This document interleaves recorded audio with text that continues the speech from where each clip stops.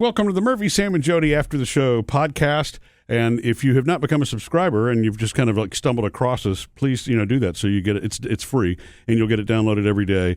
After the show is where we hang out a little bit longer. And then, of course, the podcast includes other episodes of the show that we do every day. And the weekend replay. Grab that one, too. Yep. So today in the Hollywood Outsider, it was sad news in Hollywood about Matthew Perry and the investigation and the investigation into his death and the people who have been arrested in connection with his death. These people have not been charged with murder necessarily. It's just being arrested in connection. But one of the things I didn't get to in the Outsider, and I do want to talk about this because for someone who brought us so much laughter, for his life to end so it's I didn't think this story could get more sad, and it did. Yesterday you were actually in the back of my mind I was hoping that it was just truly accidental. Coincidental health, just because of the years, because he even in his book he talked about all the things that have taken a toll on his health. He was lucky to be alive, right? So miracle. You would believe, or at least want to believe, that it wasn't drug related. His big one of the demon. Things I didn't get to in the Outsider was that his family released a statement after these arrests came down yesterday, and here it is: "We were and still are heartbroken by Matthew's death, but it has helped to know law enforcement has taken this case very seriously. Yeah. We look forward to justice taking its course." So I just wanted to get that in because you imagine the family having to live this over, but you want these answers, and then you have to deal with these answers. And it wasn't actually until I read the book that I realized that his dad was the NBC News reporter, who's worked for so many years. Stepdad. That's a stepdad, right? Exactly. Right. His NBC News reporter. He made a comment. They all came forward and obviously talked about their appreciation for law enforcement digging in. It's a really good book. I know you said, Sam, before that it was, of all the bio or books you've ever read or memoirs, it was the most identifiable for me. Yeah, with the alcoholism and the funny, and funny too. The way I'm glad he did it the way he did it, because it does take a little of the seriousness off, and you go, yeah, that's him. That was his way. Yeah, in life, that was his way. There was so much of him in Chandler on Friends that you got that when you read the book. One of the ironies, sad irony, is in the book he talks about kind of doing the same thing that it sounds like was happening here, going to doctors. He had his cheap doctors that he went to and worked the system to get the fake prescriptions, to get the medicine, or to get the drugs. Mm-hmm. And we don't know this for sure yet, obviously, but with these doctors and the texts back and forth, it sounds like he was still doing that kind of thing. Well, look, if he, was paying $50,000 over a 45-day period, yes, he obviously was. Serious addiction, serious. But, what jumped out at me first, wasn't that part as much as what he talked about, that inner voice that he struggled with his entire life, where for whatever reason, that void, it was just that's why he called it the big, terrible thing, because he could not distance from that. That's where, not being sober is where he felt most comfortable, and I really thought he had made it through that part by the end. But some people do, but some people don't. He's just one of these that didn't. I never knew anything. Let's just be honest. I've never heard of ketamine before.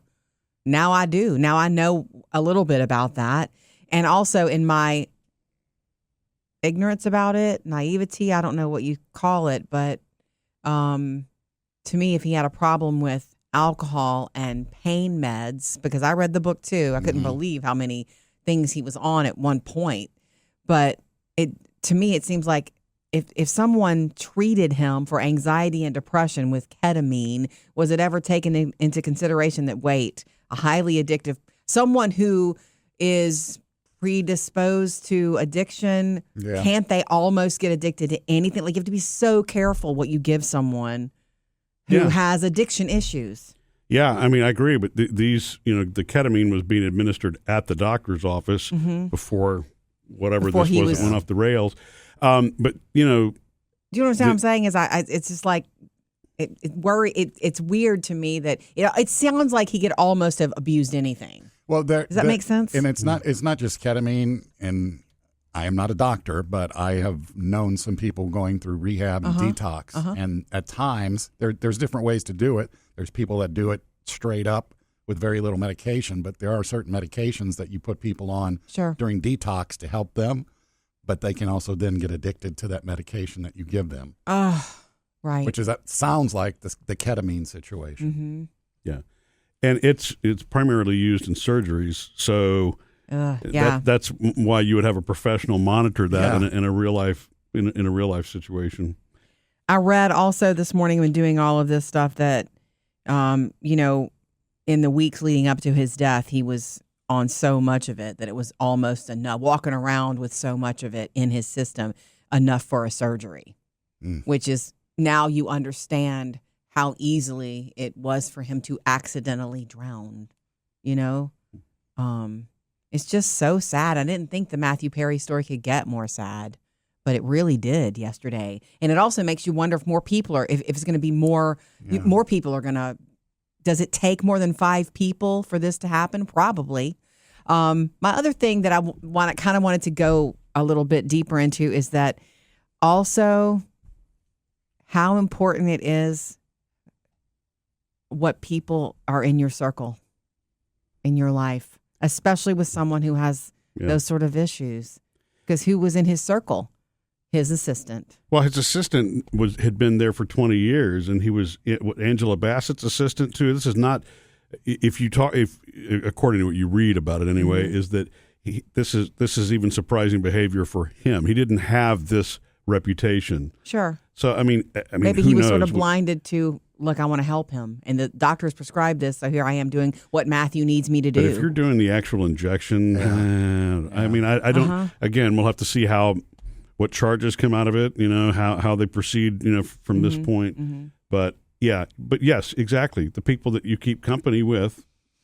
Careful. Were you surprised that doctors were involved, or doctors have been arrested in connection with it? No, not since the whole Michael Jackson case. That's the perfect example of, with enough money, somebody's willing to, I mean, doctors are nowadays in a very sort of fishbowl sort of world. If they're going to give something, especially a substance like that, there are guidelines in place, and it's tracked, and rightly so, because you're giving things to people that can mess up their lives. Yeah. You're also talking of a very different world here, where the kind of money that Matthew Perry or celebrities or other have is not what the average person has. Therefore, correct. Someone's not going to be tempted by the extra $50. You know what I mean? It's the the 50, 60, 100,000 or You're whatever more. So it's a different league altogether. I hope at the end of the day, what comes out of it is, yes, it's sad, and it's tough to see this come back up again. Mm-hmm. But if it shines the light again back on addiction, and how serious it is, and unfortunately the ease of it and the risk and all those things that may not be easily known when somebody takes something for the first time and gets hooked and didn't intend to do that in the first place, and it gets you on a path of just, hey, I had surgery and I was given this. Yeah. How many times has that happened? Yeah. It has happened a ton. It'll be happening today in someone's life. We'll say this. We've sort of revisited this, but I read the book, and I read it over a weekend. I couldn't put it down. And then I was like, okay, I don't ever need to read that again. Love you, Maddie. I don't ever need to read that again. Sam, you read the book also, and you kept it. You said you may read it again. Yeah. Murphy listened to it, an audiobook.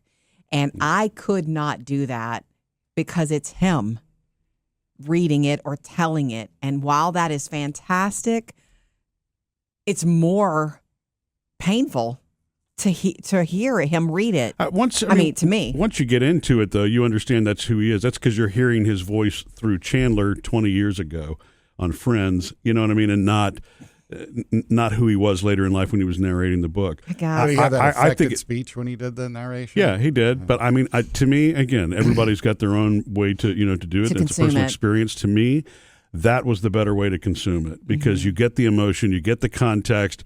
Yes, he's reading it, but he's expressing at the same time. Mm-hmm. And I feel like you feel what he's going through more than you could possibly feel just by reading the words off of the page. Okay, yeah. I didn't, of course, I didn't finish the audiobook either, though, because, well, for this, I didn't know that. because it got, after a while, it got heavy. I needed to vary things up. Sure. I don't want to, it's like even this podcast is a little too heavy for me. It's I know. because it's not, I know. you know, because he was, like you said, a funny guy. That's what we know and, want to. And the good news He's is multi-layered. all of that will live on. You know what I'm saying? Yes. That status that he has in, pop culture for any fan of Friends will live on forever. The truth of the matter is the funny will live on and all that he gave, and that's what he would want. But him writing that book, being so honest, he didn't have to be that honest. It's embarrassing, some of it that he shared. A lot of people would not share in depth the personal type. I won't give any of it away, but and then to read the audiobook is also part of his legacy, because how many people have been helped by that book or feel a little bit less alone? Just like you're saying, I feel like as far as us as a human beings trying to understand addiction, which will always be fighting and trying to understand it and learning more, it'll go on and on. His book, his account of it will be one of the greats to go to. Yeah. I think it will be. With the proceeds, a lot of the proceeds benefiting that foundation that he created, I bet you it goes back to the top, or at least the top 5 of the bestseller list again, over the next couple of weeks. Missed any part of the show? Get it all on the Murphy, Sam, and Jodi podcast.